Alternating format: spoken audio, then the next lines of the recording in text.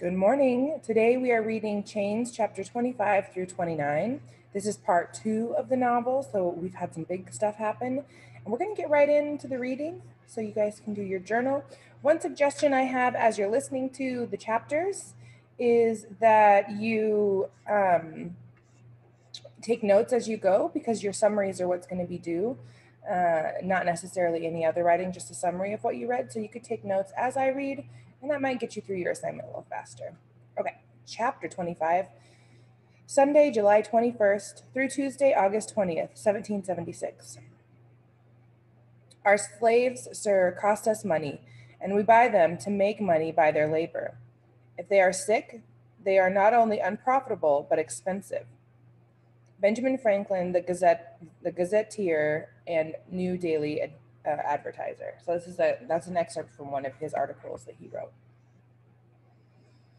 Melancholy held me hostage, and the bees built a hive of sadness in my soul. Dark honey filled up inside me, drowning my thoughts and making it hard to move my eyes and hands. I worked as a puppet, trained to scrub and carry, curtsy and nod. Madame would not look at me. When she had an order to give, it went through Becky, even if we all stood in the same room. Tell the girl the hearth needs sweeping. Sal, Becky would say, please sweep the hearth. Tell the girl to fetch my fan. Sal, Becky would say, please fetch Madame's ivory fan. The library needs dusting. Tell the girl. Sal. I swept the hearth and fetched the fan. I dusted the library without looking at the books on the shelves or the horse on the wall. I preferred the chores that took me out of the kitchen, for it was there the bees tricked me into seeing Ruth's ghost playing on the floor, churning butter or counting out kernels of corn. When her voice whispered to me, I caught fire again, from my toes to my face, and I burned slow like damp wood. I'm going to pause reading really quick and just point out that she's doing a really interesting job of creating this feeling of grief within Isabel with all of her figurative language. You know, the bees aren't real. She's using that as kind of a method to explain how awful she's feeling and explain those feelings in her body that are the feelings of grief and loss for her sister. Okay, back to it right here. Becky watched me careful when I turned inside myself like that. She once tried to apologize for what happened. The instant she stopped talking, I forgot what she said. Tell the girl where there are bed bugs in my chamber. Tell the girl to wash the steps. Curzon came around day after day and talked to me through the boards on the fence. I did not answer him. July marched out and August sailed in and on a suffocating tide. British ships continued to land on Staten Island, hundreds of them carrying thousands of soldiers armed with countless guns and bullets. We went 2 weeks without rain. There were outbreaks of camp fever, smallpox, and dysentery amongst the rebel troops. They turned King's College into a hospital to care for thousands of sick men. I prayed that Colonel Reagan was there. I prayed he would fall ill and die a terrible death for lying to me and betraying me and letting them break my body. Whenever I heard the words liberty or freedom, I wanted to spit in the dust. The air was steeped in evil during those muggy, pestilent days. Tell the girl to sweep the cellar. When I swept it, I found the cobwebs I had saved for Ruth. I threw them into the kitchen fire along with the mouse carcasses and rotted potatoes. Tell the girl the milk has soured. 'Twas left in the sun on purpose. The British finally made a move toward the end of August, rowing half their army across to the Long Island in flat-bottomed boats. Becky convinced Madame to send me to market on my own again because she was afraid to go, with battle due to break out any minute. Madame agreed. She said my mark would ensure I stayed out of trouble.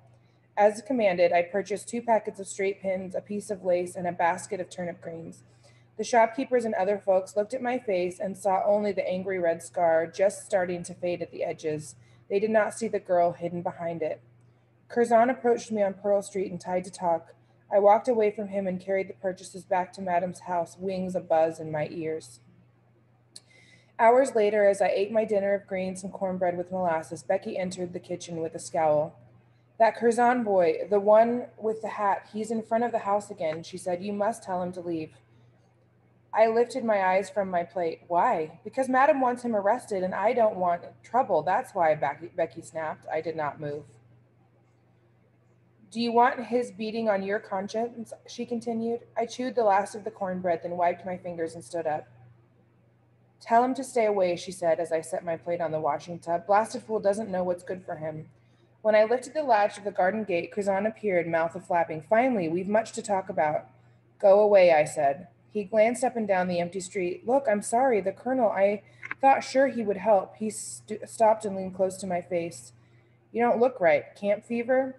My tongue felt the ragged edge of a broken tooth. I'm fine. He dropped his eyes to the ground. Sorry's not enough, but I am. About all of it. I picked at a splinter of the wood on the gate. There was something changed about him, but I could not figure it.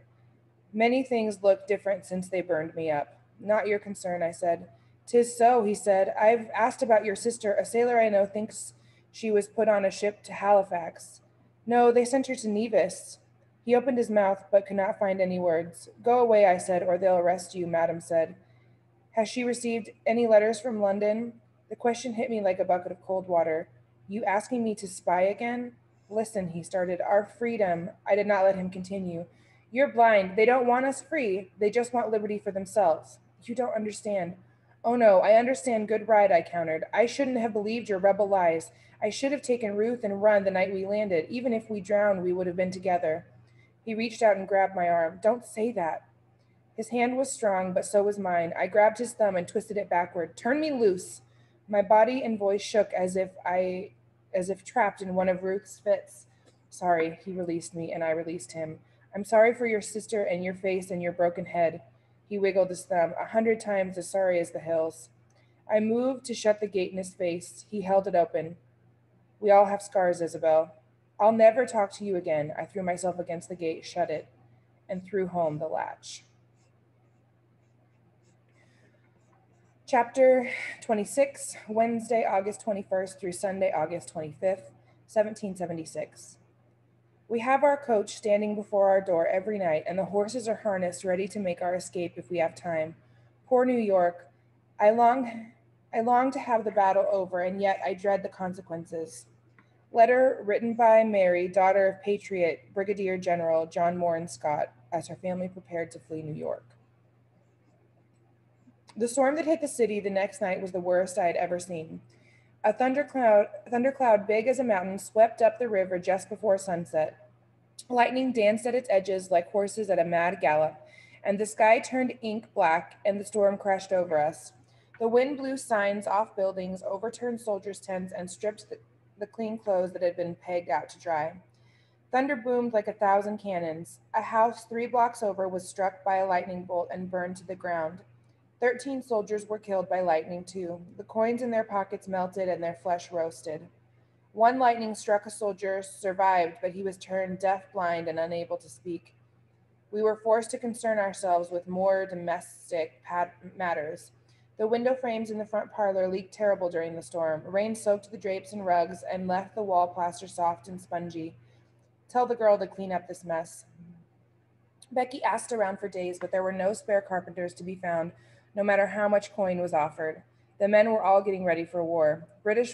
Had set up a new camp in Brooklyn on Long Island, and Washington was moving his troops around like pieces on a checkerboard.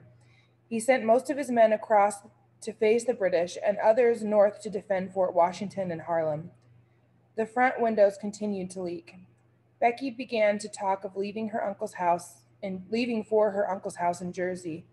I pretended to listen to her. The streets were filled with the hurry-scurry of moving armies splashing through mud puddles. Madame called for tea. I left to fetch fresh water. A few bees flew out of my head as I walked north with my buckets, blown out by the strong east wind. The pain helped too. I had cut the palm of my left hand on a dull blade at breakfast. Becky wrapped it for me, but it stung to carry even an empty bucket. Nassau Street was fair, deserted all the way up to the Commons. Most folks had fled, afeared to be caught between two angry armies. That's why I was surprised to see a crowd at the water pump, a dozen or so men and boys, slaves, who had been hired by the army to build barricades, and a few women fetching water, like me. Beyond the men, I could see a pile of paving stones that had been pulled up for the barricade. It was midday, and the folks were gathered for a cool drink, a bite to eat, and some conversating. The talk stopped as I approached. All eyes went to my face. I had not been to the pump since my branding. I gripped the buckets tight, holding in the pain. Most in the crowd were strangers to me. Mercy, muttered one woman as she studied my scar. Pain you much? Asked another, her hair wrapped in a worn yellow cloth. It tugs some, ma'am, I said, not as much as it did. One man spat over his shoulder and said something in a language I did not understand. The other men turned their eyes from me back to grandfather, the old man who sat at the pump, and went back to their argument.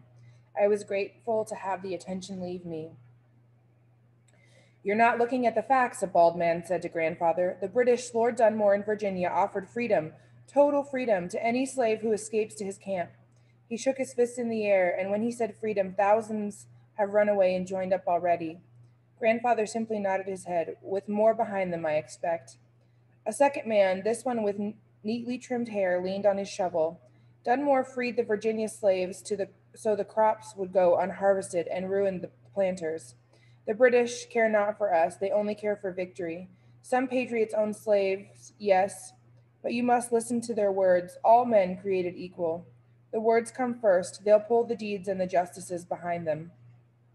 You're a fool, the bald man said. He motioned to the pile of paving stones and the logs waiting to be dragged into position. We should sabotage the barricades. If the British win, we'll all be free.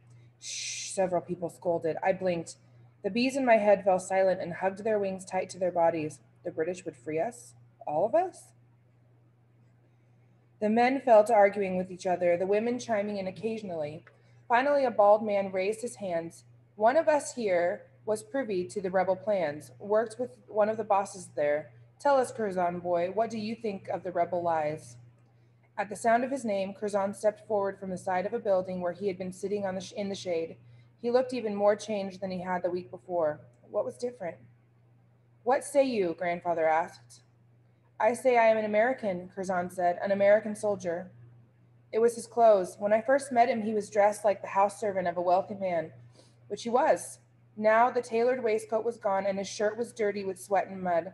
It hung over a pair of working man's breeches that were cut off below the knee. He did not have on stockings or shoes. Even his fancy red hat was flecked with mud. The wind caught at my skirts and swirled them around my ankles. Did he say soldier? The first man laughed. You are an American slave. He untied the cloth around his neck and rinsed it in the pump before adding in a lower voice, as are we all. Curzon shook his head. He was still stubborn as ever, if a bit worn.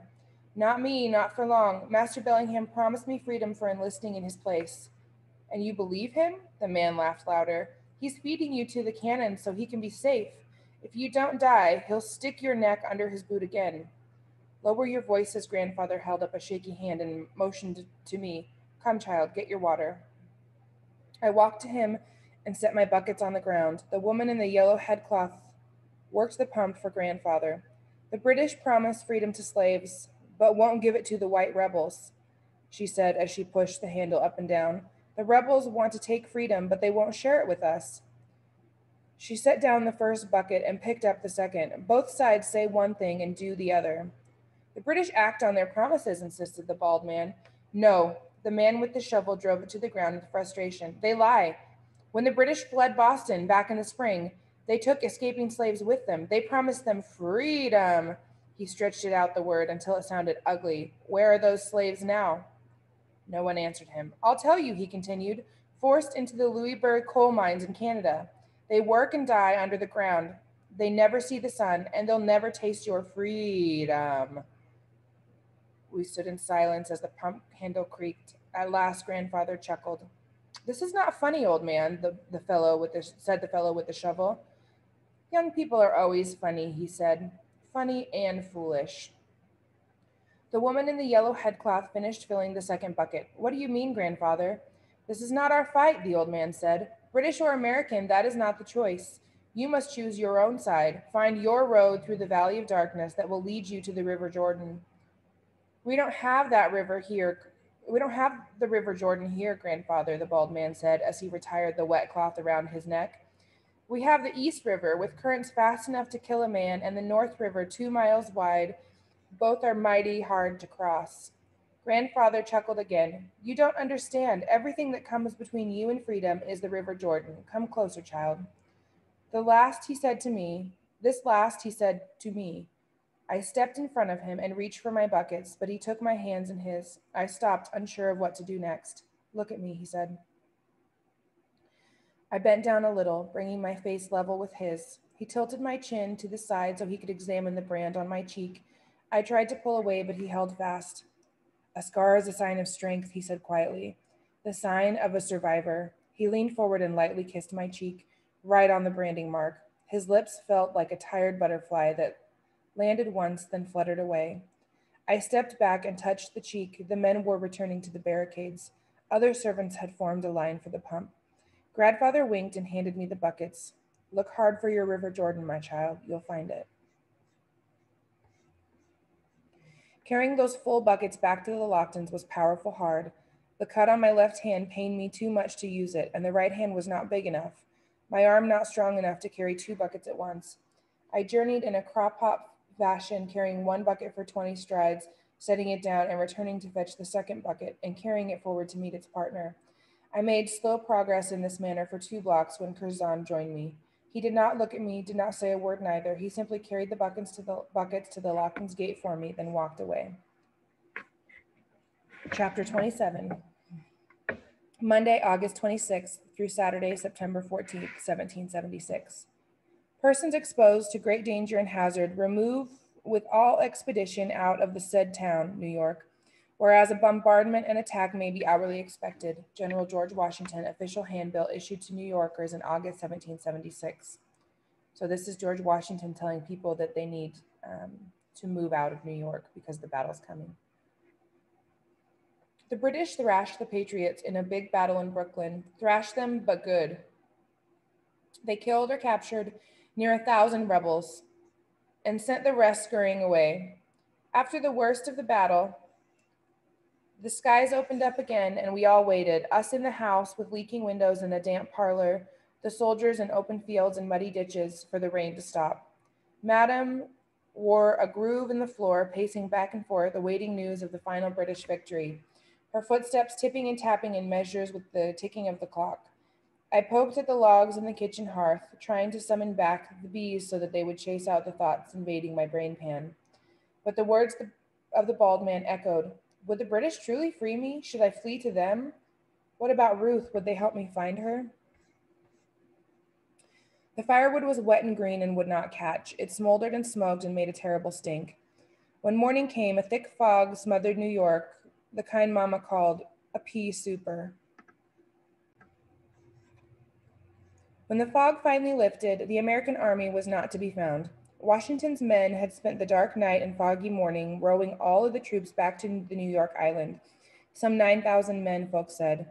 That Washington was a conjure man, for sure. Madame took to her bed when Becky brought back the news. I muttered a quiet blast and continued to eat my dinner, porridge with dried apple. Becky didn't hear me. She was going on and on about the nasty things she'd passed by at the campgrounds. And there was this one lad, he'd had his hand blown clean off and a grubby bandage wrapped around his wrist. And I looked at that and I said to myself, that arm's coming off next, young man, and maybe your leg too for good measure. On account of noxious pestilence that filled the air, the stench of that place, and the groans and moans. She shivered with gruesome delight. If I had a stronger stomach, I'd take a nurse job and help a bit with the washing of the wounds and the like. But with this heat and the flies, you know the wounds will be maggoted by morning, and if there's one thing I can't abide, it's the sight of maggots and living flesh. I looked at my bowl. The dried apple bits curled like fresh hashed maggots. I stopped eating. Becky ladled out her own meal. That's all saying that this proves the Lord himself is on the side of the rebellion.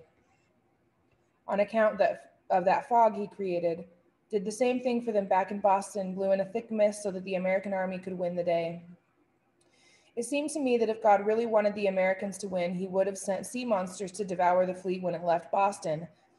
As I went to empty my porridge into the scraps bucket, Becky pointed to her own bowl. I filled it with my leftovers and commanded my belly to stop flopping at the sight of the curly apples. Becky paused with her spoon in the air. Makes a body wonder, though. What? I asked. Washington had them melt down all the church bells and remake them into cannons.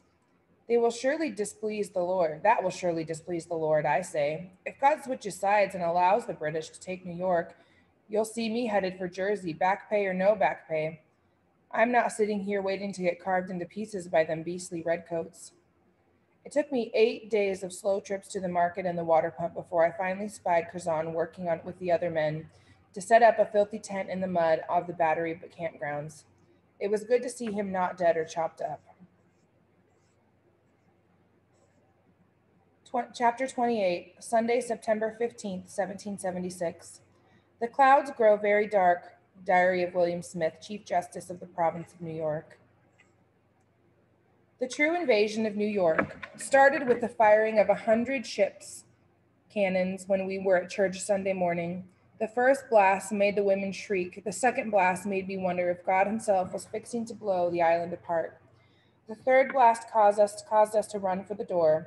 Rebel soldiers were dashing every which direction on the street, muskets in their hands, officers bellowing loud. The horses pulling carts and carriages whinnied nervously, bobbing their heads up and down and rolling their eyes in fear of the commotion and noise. The cannons roared again. The sound was coming from the East River side of the island to the north. I searched the skies for flaming comets, for that was how I pictured a cannonball would look. As I saw, all I saw were startled birds and campfire smoke. The city itself seemed unharmed, though fear ran neck deep. Madam reached out and grabbed at the coat of an officer striding towards the battery fort. He whirled, a curse on his lips, but caught himself when he realized he was speaking to a lady. Does this unholy racket mean the arrival of the war? Madam asked. Yes, ma'am, the officer said.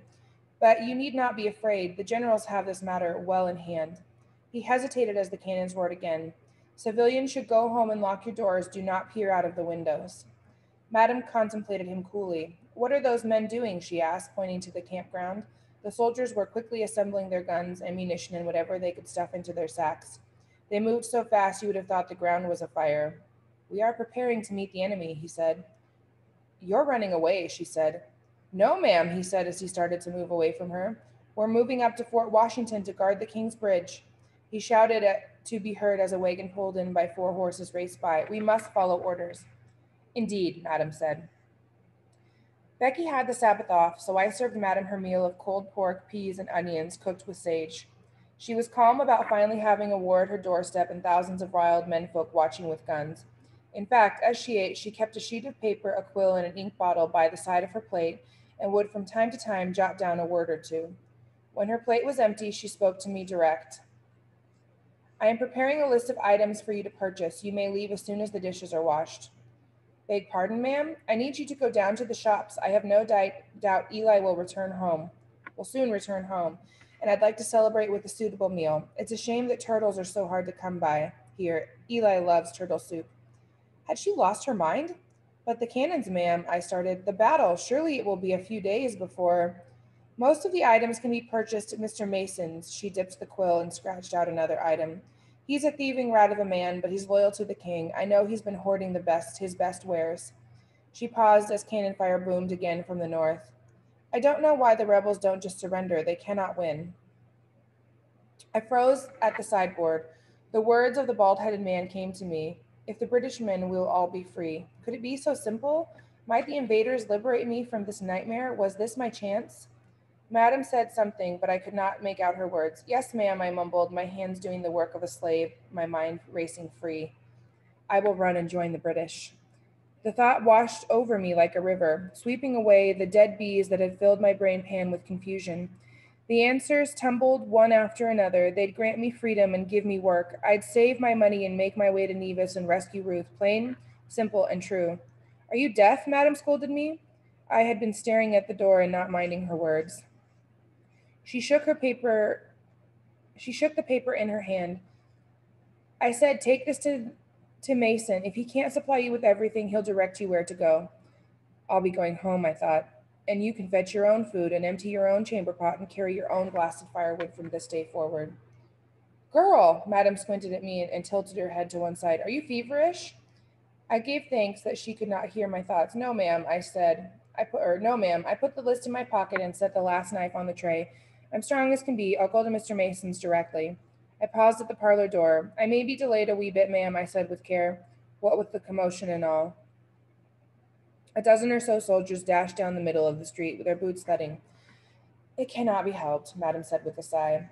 Walking down Broadway, I was a fish swimming in the wrong direction.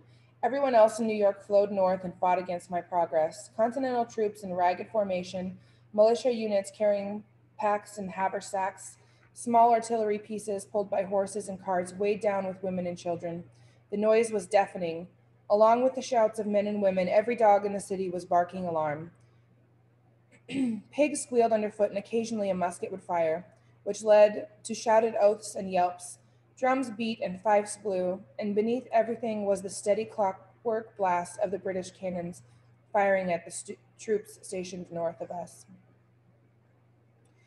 I kept to the fronts of buildings, ducking into doorways when necessary, until I finally took refuge in the abandoned chandler's shop. The door was locked, but the front windows had been smashed to bits when the owner was tarred and feathered some weeks previous.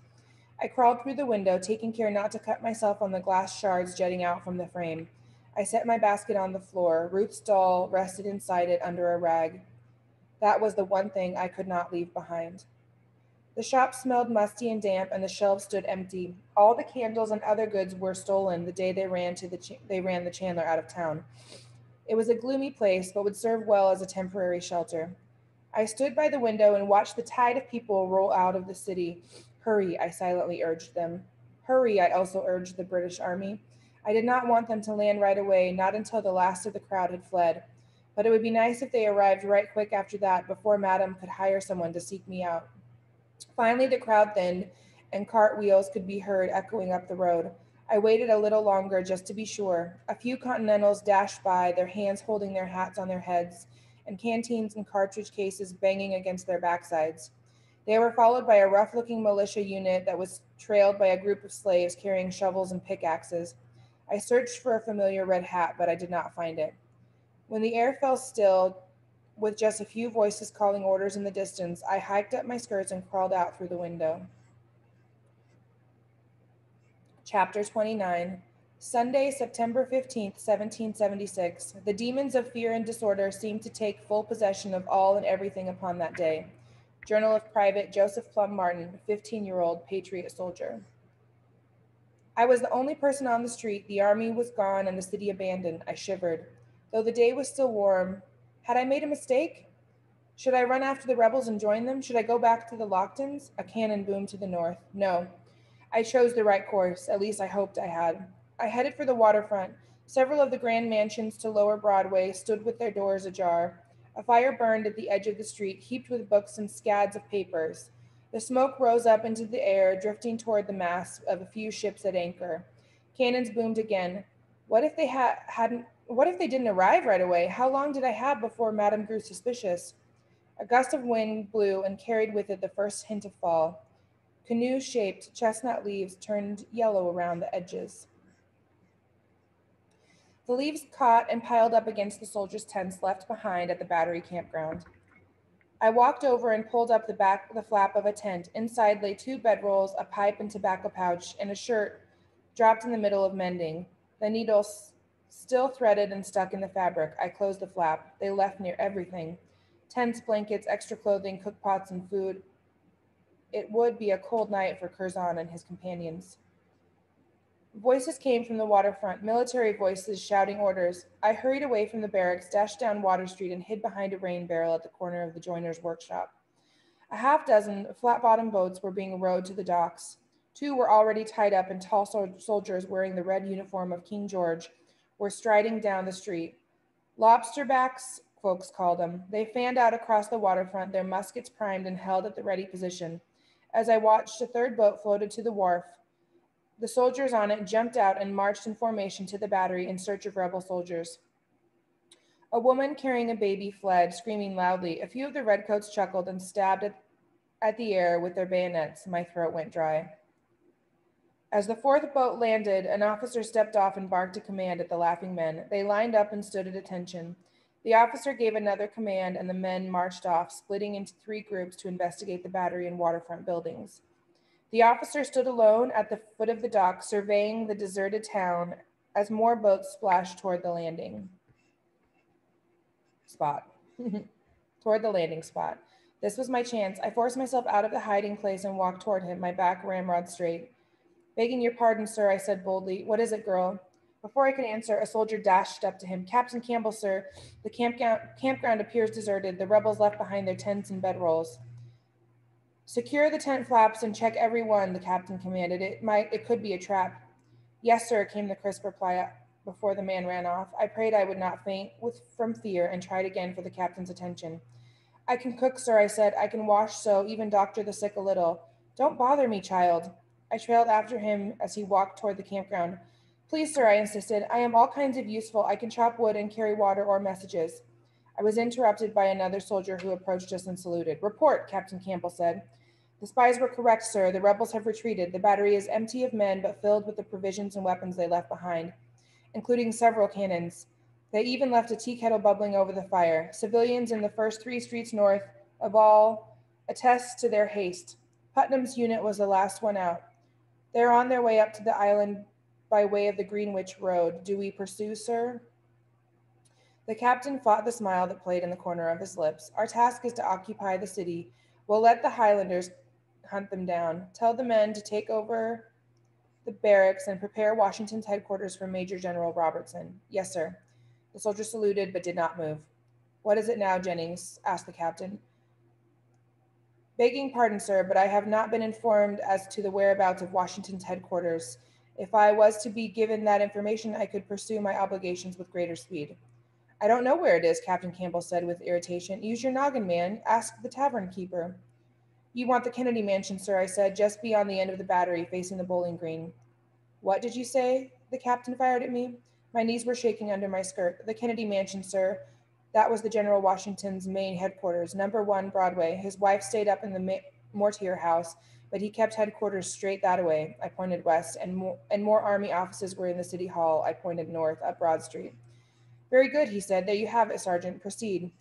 The sergeant yelled to his unit and walked away from us. The waterfront was awash in red now as boatloads of soldiers disembarked. Shouted orders filled the air, along with nervous laughter and the sound of British boots on the cobblestones. A few more boats were on their way, with the first boats headed back for more. The occupation was well and truly begun. You are correct, young miss, Captain Campbell said to me. You are useful, but we do not want troublemakers in the camp. What is the meaning of the mark on your face? I touched the race scar and decided that honesty was my only course. This stands for insolence, sir. When my mistress sold my little sister, I tried to run away. She's 5 years old, sir. My sister, not my mistress. He blinked and cleared his throat. Regrettable and understandable. I have a younger sister myself. Your mistress, I am to assume she supports the rebel cause? No, sir, I answered. Our house is Tory. My master was driven out by the Patriot leaders. My mistress is much cheered by your arrival. She wants to hire a proper staff so she can entertain again. She'll not miss my services one bit. The words tumbled out before I measured them. The captain's mouth hardened, and I knew I had stepped wrong. He tugged on his sash. I cannot accept your service, child. We only employ slaves run away from rebel owners. I did not hear him right. Pardon me? Gentlemen docking, sir, cried a soldier on the wharf. Captain Campbell turned as the men tossed thick ropes from the docks to the occupants of the next boat. It contained only 4 soldiers, each manning an oar. The rest of the passengers were men dressed in expensive civilian clothes. When they're ashore, escort them to the tavern for a celebration, the captain said loudly. Issue the tavern keeper an office of forage certificate. Warn him, sergeant, he is not to ask the gentleman for payment unless he wants to spend this night in irons. They are our guests. Yes, sir, came the enthusiastic response. As we had been talking, ordinary city folk had begun to creep out of their homes. Now there was a full crowd gathered, the Tories of New York, who had been waiting for this day for months, years. Cheers were heard in the distance. The arriving soldiers were greeted by townsmen who shook their hands and patted them heartily on the back. I recognized a few faces, the Reverend and his wife, and a few people that had called on the Lockton home. Captain Campbell bent toward me. He spoke quickly and quietly. I do not hold with slavery, but I cannot help you. We do not interfere with loyalist property. Return to your mistress. A loud huzzah from the hundreds of throats came from the battery as an American flag was pulled down. A drummer started beating time, and the Union Jack rose up at the top of the flagpole, accompanied by whistles and shouts from the lobsterbacks and loyalist New Yorkers. who took off their hats in respect. A woman in the crowd snatched the American flag out of the hands of the British soldiers and stomped it under her boots. The men laughed. The rat-a-tat-tatting of the drumsticks rattled through me, setting my teeth to shaking and waking the bees who had lately gone to sleep in my brain pan. He couldn't take me. He would not. I was chained between two nations. The bees swarmed again behind my eyes, making the scene grow dim and distant. The sun was nearing horizon, casting long shadows across the wharf. I was a ghost tied to the ground, not a living soul. All ashore, sir, called the soldier, tying up the last boat. All ashore, Corporal, the captain acknowledged. I want patrols assembled immediately to keep watch on the streets and sentry fires built on every corner. Yes, sir. The gentleman who had arrived in the boat walked toward us, talking with great excitement. One of them was painfully familiar. He called to me before I could flee. Sal, called Master Eli Lockton, thinner from his exile, eyes bloodshot and wary. Is that you? I dropped into a curtsy and dared not say a word. He studied me with suspicion. What are you doing here? Sergeant Jennings approached. The tavern is open if the gentleman would care to drink to victory. Lockton waved to his companions. I shall join you shortly. As the gentleman hurried to the tavern, his eyes traveled from my head to my shoes and back. What news, Sal? He said. How do you come to be here? I pulled Madame's list out of my pocket and prayed he would not look inside my basket. Come to market, sir, I whispered. Ah, what is this? He took my chin in his fingers, turning it till the last rays of the sunset fell on my scar. Is the eye for illustrious or perhaps impertinent? My face burned, both in the scar where his lavender-filling fingers pinched my skin. The bees flew through me and told me to grab Campbell's sword and run it through Lockton's belly. And then what? Then what? I suspect it stands for insolence, Captain Campbell said calmly. 'Tis a common brand among the people of Boston. Lockton laughed at the small joke and released me. Now we'll call her Insolent Sal, a very saucy gal. The captain smiled and put his hand on the hilt of his sword. I should have known she was attached to your household, sir. She greeted me in the name of the king and thanked me for rescuing the city from rebels. They both looked at me. We prayed for liberation, I said. Even our slaves have become political, Lockton said. How quaint. Do you wish to accompany your servant home to greet your mistress? The captain said.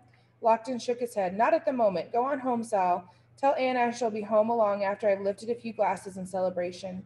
The two men headed for the tavern as the sun finally dropped out of sight. I must have gone to Mason's and bought the items on Madame's list, though I remember it not. My body moved through the streets, past sentry fires and redcoats carrying torches and down suspicious alleys and into abandoned houses. Around me was the sound of the victors celebrating and the smell of the meat they raised for their supper. Around me all was darkness.